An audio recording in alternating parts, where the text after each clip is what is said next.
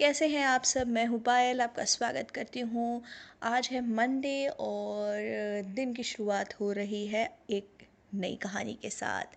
ये कहानी है मेरी ही लिखी हुई और कहानी का शीर्षक है दामाद है तो क्या। चलिए तो कहानी को एंजॉय कीजिए till the end. Surendra Nath ji और महिमा जी अपनी बड़ी बेटी सोनिया की शादी को लेकर बहुत उत्साहित थे। सोनिया के पिता एक प्राइवेट कंपनी में काम करते थे। मम्मी हाउसवाइफ थी, घर को अच्छे से चलाती थी, पूरे सबका ध्यान रखती थी। शादी को बस 4 ही दिन बाकी थे। अपनी हैसियत के हिसाब से उन्होंने अपनी बेटी को सब कुछ देने की कोशिश की। बेटी के लिए कपड़े बनवाए, गहने बनवाए और उसकी ज़रूरत का कुछ सामान भी लिया।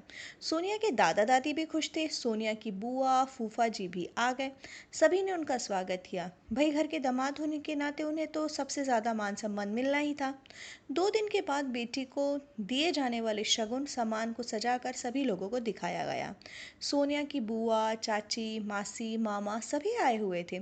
सभी ने सामान देखा और अपनी खुशी जाहिर की। सबको सब कुछ बहुत अच्छा लगा। सोनिया के माता पिता ने भी चैन की सांस ली कि उन्होंने जो किया वो सही था। तभी फूफा जी आए। गले के हार का जो बॉक्स था उसमें से निकाला, हाथ में लेकर उसका वजन नापने लगे।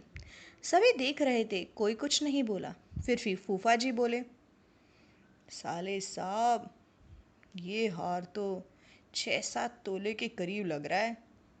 इतना महंगा हार आखिर कहाँ से लाए? कहाँ से आए इतने पैसे आपके पास साले जी? बेटी की शादी के बाद भी बेटी को हर बार कुछ ना कुछ देना पड़ता है, भूल गए क्या? अभी सब कुछ लौटा दोगे क्या साले साहब? तो बाद में क्या करोगे? कोई नहीं देगा बाद में आपको पैसे। उनका ये कहना था कि सबके सब आश्चर्य में आ गए कि घर के दामाद हैं तो क्या कुछ भी बोलेंगे। माता पिता अपनी बेटी को जो दे रहे हैं वो अपनी मर्जी से दे रहे हैं।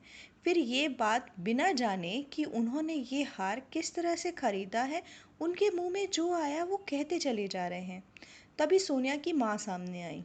फूफा जी के हाथ से वो हार उन्होंने तुरंत ले लिया और उस हार को बॉक्स में दोबारा रख दिया और बोली, माफ़ कीजिएगा, आपके सामने इतने साल कुछ ना बोली, लेकिन आज जब मेरी बेटी की बात है तो मैं चुप नहीं रहूँगी। बेशक हम इतने अमीर नहीं कि बेटी को गहनों से लाद दें, लेकिन इतनी हैसियत तो ज़रूर रखते हैं कि अपनी बेटी को ऐसा हार दे सकें। और भविष्य में जो भी रिवाज हैं वो हम जानते हैं और हम उसे पूरा भी कर लेंगे। आपसे हमें सिर्फ आशीर्वाद चाहिए और कुछ नहीं। ये हार मुझे मेरी माँ ने दिया था और आज ये हार मैं अपनी बेटी को दे रही हूँ। तो फिर इस हार पर प्रश्न कैसा? बिना जाने आप इस तरह की बात सभी के सामने कैसे कर रहे हैं? ऐसा कहकर सोनिया की माँ भीतर चली गई। फूफा जी मुंह फुलाकर बैठ गए, लेकिन उनकी इस गलत बात पर किसी ने उनका साथ नहीं दिया। बुआ ने जाकर उन्हें मनाया कि यदि कुछ कहना था तो कम से कम अकेले में कह लेते, शब्दों को तो परख लेते, जांच लेते। पूरी शादी में फूफा जी ने गुस्सा दिखाया, लेकिन जब उन्होंने किसी और की भावना का आदर नहीं किया तो दूसरे कैसे कर सकते थे?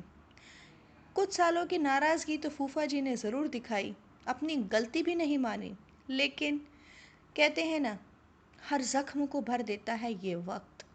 बस कुछ सालों के बाद फूफा जी ने नाराज़गी छोड़ी और रिश्ते वापस उतर गए। लेकिन मानना पड़ेगा, घर की बहू अपनी बेटी की बात आती है तो चुप नहीं रहती। लेकिन ऐसा मौका आना ही क्यों चाहिए? दामाद हैं, आपको इज़्ज़त मिलती है, इसका मतलब ये नहीं कि आप जो चाहेंगे वो कहेंगे, जो करना चाहेंगे करेंगे। हर किसी को अपना एक दायरा जांच लेना चाहिए, समझ लेना चाहिए। तो भाई, कैसी लगी आपको ये कहानी ज़रूर बताइएगा। चलिए मिलती हूँ एक नई कहानी के साथ, तब तक खुश रहिए, एंजॉय कीजिए, चैनल को लाइक सब्सक्राइब ज़रूर करिएगा। बाय।